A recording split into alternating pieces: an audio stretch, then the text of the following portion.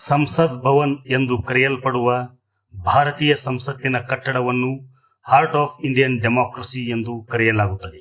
ಈ ಭವ್ಯ ಕಟ್ಟಡವನ್ನು British ವಾಸ್ತುಶಿಲ್ಪಿಗಳಾದ sir Edwin ಲ್ಯೂಟೆನ್ಸ್ ಮತ್ತು ಸರ್ ಹರ್ಬರ್ಟ್ ಬೇಕರ್ ಅವರು ವಿನ್ಯಾಸಗೊಳಿಸಿದ್ದಾರೆ. 1911ರಿಂದ ಅಂದಿನ ಬ್ರಿಟಿಷ್ ಭಾರತದ ರಾಜಧಾನಿಯಾದ ನವದೆಹಲಿಯಲ್ಲಿಯೇ ಈ ಭವ್ಯ ಕಟ್ಟಡ ಇರಬೇಕು ಎಂಬುದು ಲ್ಯೂಟೆನ್ಸ್ ಅವರ ಇಚ್ಛೆಯಾಗಿತ್ತು. ಈ ಕಟ್ಟಡದ ನಿರ್ಮಾಣಕ್ಕಾಗಿ 12 ಫೆಬ್ರವರಿ 1921ರಲ್ಲಿ ಅಡಿಗಲ್ಲು ಹಾಕಲಾಯಿತು. ಒಟ್ಟು 6 ವರ್ಷಗಳ ಕಾಲ ನಡೆದ ಇದರ ನಿರ್ಮಾಣ ಕಾರ್ಯ ಮುಗಿದ ನಂತರ 18 ಜನವರಿ 1927ರಲ್ಲಿ ಅಂದಿನ ಭಾರತದ ವೈಸರಾಯ್ ಆಗಿದ್ದ ಲಾರ್ಡ್ ಇರ್ವಿನ್ ಅವರಿಂದ ಅಧಿಕೃತವಾಗಿ ಈ ಕಟ್ಟಡ ಉದ್ಘಾಟನೆಯಾಯಿತು. 1920ರ ದಶಕದಲ್ಲಿ ಈ ಕಟ್ಟಡದ ನಿರ್ಮಾಣಕ್ಕೆ ತಗುಲಿದ ಅಂದಾಜು ವೆಚ್ಚ 83 ಲಕ್ಷ ರೂಪಾಯಿಗಳು. ನಮ್ಮ ಸಂಸತ್ ಭವನದ ವೃತ್ತಾಕಾರದ ವಿನ್ಯಾಸವು ಮಧ್ಯಪ್ರದೇಶದ ಮೊರೇನಾದಲ್ಲಿರುವ ಚೌಸತ್ ಯೋಗಿನಿ ದೇವಾಲಯದಿಂದ ಪ್ರೇರಿತವಾಗಿದೆ ಎಂಬುದು ಒಂದು ವಾದವಾದರೆ, ಕರ್ನಾಟಕದ ಬಾಗಲಕೋಟ್ ಜಿಲ್ಲೆಯ ಐಹೊಳೆಯ ದುರ್ಗಾ ದೇವಾಲಯದಿಂದ ಪ್ರೇರಿತವಾಗಿದೆ ಎಂಬುದು ಮತ್ತೊಂದು ವಾದವಾಗಿದೆ. ಸಂಸತ್ ಭವನವು ಒಟ್ಟು 144 ಕಾಲಂಗಳನ್ನು ಹೊಂದಿದೆ. ಈ ಕಟ್ಟಡವು 3 ಪ್ರಮುಖ ಚೇಂಬರ್ಗಳನ್ನು ಅಂದರೆ ಬೃಹತ್ ಕೋಣೆಗಳನ್ನು ಹೊಂದಿದೆ. ಒಂದು, ಲೋಕಸಭೆಯ ಕಟ್ಟಡ. ಸಾರ್ವತ್ರಿಕ ಚುನಾವಣೆಯಲ್ಲಿ ಆಯ್ಕೆಯಾದ ಜನಪ್ರತಿನಿಧಿಗಳು ಕುಳಿತುಕೊಳ್ಳುವ ಸ್ಥಳ ಇದಾಗಿದೆ. ಕೆಳಮನೆ ಎಂದು ಕರೆಯಲಾಗುವ ಈ ಅರ್ಧ ವೃತ್ತಾಕಾರದ ಕೋಣೆಯು 543 ಸದಸ್ಯರು ಕುಳಿತುಕೊಳ್ಳಲು ಆಸನ ವ್ಯವಸ್ಥೆಯನ್ನ ಹೊಂದಿದೆ. 2, ರಾಜ್ಯಸಭೆಯ ಕಟ್ಟಡ. ಇದನ್ನು ಮೇಲ್ಮನೆ ಎಂದು ಕರೆಯಲಾಗುತ್ತದೆ. ರಾಜ್ಯಗಳ ಪ್ರತಿನಿಧಿಗಳು ಮತ್ತು ವಿವಿಧ ಕ್ಷೇತ್ರಗಳಿಂದ ನಾಮಕರಣಗೊಂಡ ಸದಸ್ಯರು ಕುಳಿತುಕೊಳ್ಳಲು 250 ಆಸನಗಳ ವ್ಯವಸ್ಥೆಯನ್ನ ಇದು ಹೊಂದಿದೆ. ಇದು ಸಹ ಲೋಕಸಭೆಯ ರೀತಿಯ ವಿನ್ಯಾಸವನ್ನೇ ಹೊಂದಿದೆ. 3, ಸೆಂಟ್ರಲ್ ಹಾಲ್. ಕಟ್ಟಡದ ಮಧ್ಯಭಾಗದಲ್ಲಿರುವ ಭವ್ಯವಾದ ವೃತ್ತಾಕಾರದ ಸಭಾಂಗಣ ಇದಾಗಿದೆ. ಜಂಟಿ ಅಧಿವೇಶನ ನಡೆಸಲು ಮತ್ತು ಸಂಸತ್ ಅಧಿವೇಶನಗಳ ಆರಂಭದಲ್ಲಿ ರಾಷ್ಟ್ರಪತಿಗಳ ಭಾಷಣ ಇದೇ ಸ್ಥಳದಲ್ಲಿ ನಡೆಯುತ್ತದೆ.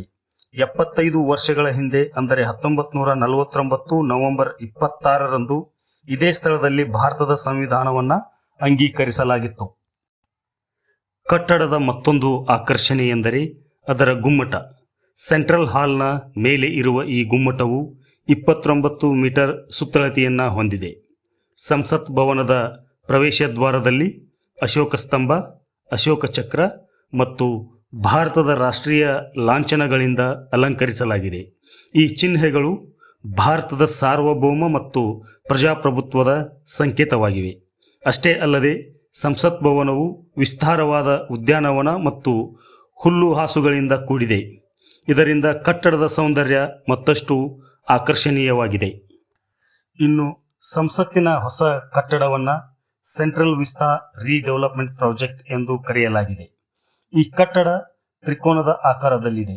ಇದರ ಪ್ರಮುಖ ವಿನ್ಯಾಸಕಾರರು ಬಿಮಲ್ ಪಟೇಲ್.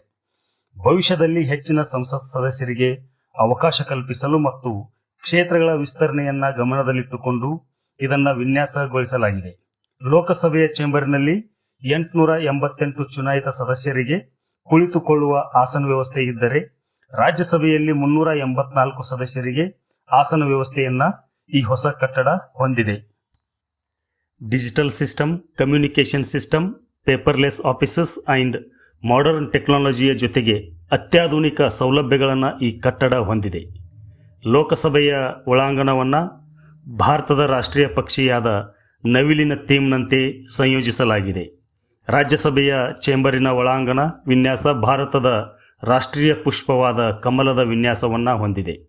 ಡಿಸೆಂಬರ್ 10, 2020ರಲ್ಲಿ ಪ್ರಧಾನಿ ನರೇಂದ್ರ ಮೋದಿ ಈ ಕಟ್ಟಡಕ್ಕೆ ಅಡಿಪಾಯ ಹಾಕಿದರು. ಮೇ 28, 2023ರಲ್ಲಿ ಅವರೇ ಈ ಕಟ್ಟಡವನ್ನು ಅಧಿಕೃತವಾಗಿ ಉದ್ಘಾಟಿಸಿದರು. ಈ ಕಟ್ಟಡ ನಿರ್ಮಾಣಕ್ಕೆ ತಗುಲಿದ ಅಂದಾಜು ವೆಚ್ಚ 971 ಕೋಟಿ ರೂಪಾಯಿಗಳು. ಸದ್ಯಕ್ಕೆ ಸಂಸತ್ತಿನ ಎಲ್ಲ ಕಾರ್ಯಕಲಾಪಗಳು ಇದೇ ಕಟ್ಟಡದಲ್ಲಿ ನಡೆಯುತ್ತಿವೆ. ಈ ಸೆಂಟ್ರಲ್ ವಿಸ್ತಾ ಪ್ರಾಜೆಕ್ಟ್ ರಾಜಪಥ್ನ ಉದ್ದಕ್ಕೂ ಹಲವಾರು ಸರ್ಕಾರಿ ಕಟ್ಟಡ ಮತ್ತು ಸ್ಥಳಗಳ ಪುನರಾಭಿವೃದ್ಧಿಯನ್ನು ಒಳಗೊಂಡಿರುವ ಯೋಜನೆಯಾಗಿದೆ.